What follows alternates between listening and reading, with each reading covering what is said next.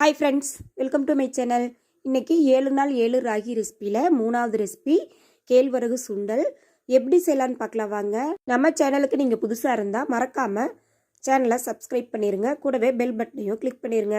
இந்த ரெசிபி செய்யறதுக்கு ஒரு கடாயில் 1 கப் அளவுக்கு தண்ணி எடுத்துக்கலாம். நீங்கள் எந்த கப்பில் தண்ணி எடுக்கிறீங்களோ மற்ற பொருட்கள் எல்லாமே அந்த கப்பில் தான் எடுக்கணும். நான் 1 கப் அளவுக்கு தண்ணி, 1 டேபிள் ஸ்பூன் ஆயில் சேர்த்துருக்குறேன், ஒரு அரை டீஸ்பூன் போல் உப்பு. இது வந்து நல்லா கொதிக்கணும். பாருங்கள், கொதிச்சு வருது. இந்த ஸ்டேஜில் நம்ம அடுப்பு ஆஃப் பண்ணிடலாம். நம்ம தண்ணி எடுத்த அதே கப்பால் ஒரு பவுலில் பார்த்திங்கன்னா 1 கப் அளவுக்கு ராகி மாவு எடுத்துருக்குறேன். இப்போ நம்ம கொதிக்க வச்ச தண்ணியை கொஞ்சம் கொஞ்சமாக சேர்த்துட்டு ஒரு கரண்டி வச்சு நல்லா கலந்து விட்டுருவோம். தண்ணி வந்து நல்லா சூடாக தான் இருக்கணும், கட்டி இல்லாமல் நல்லா கலந்துக்கலாம். ஒரு கரண்டியை வச்சு இது போல் கலந்து விட்டுருங்க. கொஞ்சம் கொஞ்சமாக சேர்த்துக்கோங்க, ரொம்ப சேர்த்துட்டிங்கன்னா குழஞ்சிரும். கொஞ்சம் கொஞ்சமாக சேர்த்து நல்லா கலந்துக்கோங்க.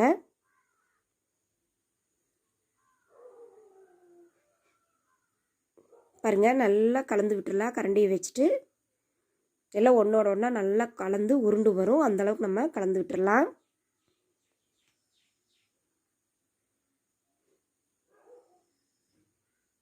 பாருங்கள், இந்த ஸ்டேஜில் வந்து நம்ம கரண்டி எடுத்துகிட்டு கையால் நல்லா நம்ம அழுத்தி பிசைஞ்சு கொடுத்துடலாம். கை பொறுக்கிற சூடு வந்ததுமே கரண்டியை நம்ம எடுத்துட்டு கையால் நல்லா சாஃப்டாக பிசைஞ்சிருவோம்.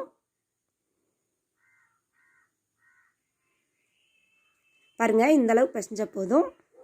இதில் இருந்து நம்ம சின்ன சின்ன உருண்டைகளாக ரெடி பண்ணிக்கலாம். நம்ம சுண்டல் சேப்புக்கு ரெடி பண்ணால் போதும். சுண்டல் சேப்பு அல்லது பட்டாணி சேப்புக்கு ஓரளவுக்கு குட்டி குட்டி உருண்டையாக நம்ம இதை ரெடி பண்ணி வச்சுருவோம். எடுத்து நல்லா உள்ளங்கையில் வச்சு நல்லா உருட்டினீங்கன்னா இது போல் குட்டி குட்டியாக நல்லா பந்து பந்தாக கிடச்சிரும் நம்மளுக்கு. பாருங்கள், எல்லாத்தையுமே நான் ரெடி பண்ணியிருக்கேன். நம்ம இட்லி பானையை தட்டில் வச்சு நம்ம இது போல் ஒரு துணியை போட்டுட்டு தண்ணி ஹீட் ஆனதுமே நம்ம ரெடி பண்ணி வச்ச ராகி உருண்டையை இதில் வச்சிடலாம். ஒன்றோட ஒன்றா கொஞ்சம் ஒட்டாமல் தள்ளி தள்ளி வச்சுருவோம்.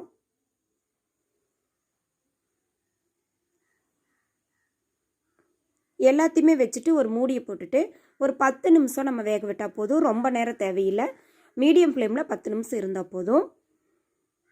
பாருங்கள், 10 நிமிஷத்தில் நம்மளுக்கு நல்லாவே ஆவி கட்டி வெந்திருக்கு. இது அப்படியே ஒன்று ஆறிட்டு இருக்கட்டும். ஒரு கடாயில் வந்து 2 ஸ்பூன் ஆயில் சேர்த்துக்கலாம். 1/4 டீஸ்பூன் போல் கடுகு பொரியட்டும். இது கூட அப்புறம் நம்ம உளுந்து சேர்த்துக்குவோம். நீங்கள் விருப்பப்பட்ட ஜீரகம் கூட சேர்த்துக்கலாம், நான் ஜீரகம் சேர்த்துக்கல. பாருங்கள், கடுகு நல்லா பொரிஞ்சிருச்சு. இப்போ ஒரு அரை டீஸ்பூன் போல் உளுந்து சேர்த்துருவோம்.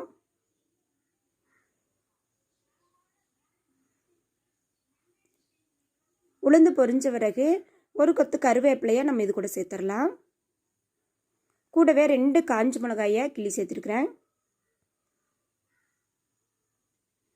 இது கூட நம்ம ரெடி பண்ணி வச்ச உருண்டைகளை இது கூட சேர்த்துக்கலாம். அது வீடியோ வந்து உங்களுக்கு மிஸ் ஆயிடுச்சு. சேர்த்துனா காஞ்ச மிளகாய் கருகாப்புல்லு பொரிஞ்ச பிறகு நம்ம ரெடி பண்ணி ஆற வச்சுருந்த உருண்டைகளை இது கூட சேர்த்துக்கலாம். அவ்வளோதான். கூடவே பார்த்திங்கன்னா நம்ம ராகி மாவு கலக்கியில் அரை டீஸ்பூன் உப்பு சேர்த்தணும். இப்போ லேசாக அரை டீஸ்பூன் உப்பு சேர்த்துக்குவோம். உப்பு சேர்த்துட்டு அடுப்பு லோ ஃப்ளேமில் வச்சுட்டு நல்லா ஒரு 2 நிமிஷம் போல் கலந்து விட்டுடலாம்.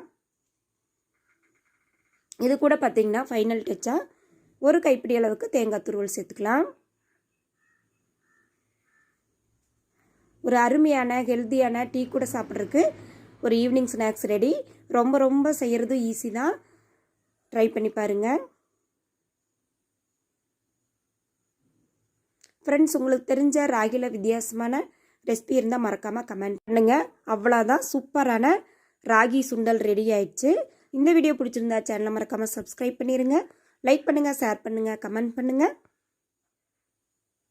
டேஸ்ட் வந்து ரொம்ப சூப்பராக இருந்துச்சு. கேழ்வரகு சுண்டல்னு சொன்னிங்கன்னா குழந்தைய கண்டிப்பாக டிஃப்ரெண்ட்டாக இருக்குன்னு சாப்பிடுவாங்க, நம்பவே மாட்டாங்க. ட்ரை பண்ணி பாருங்கள். தேங்க்யூ ஃபார் வாட்சிங்.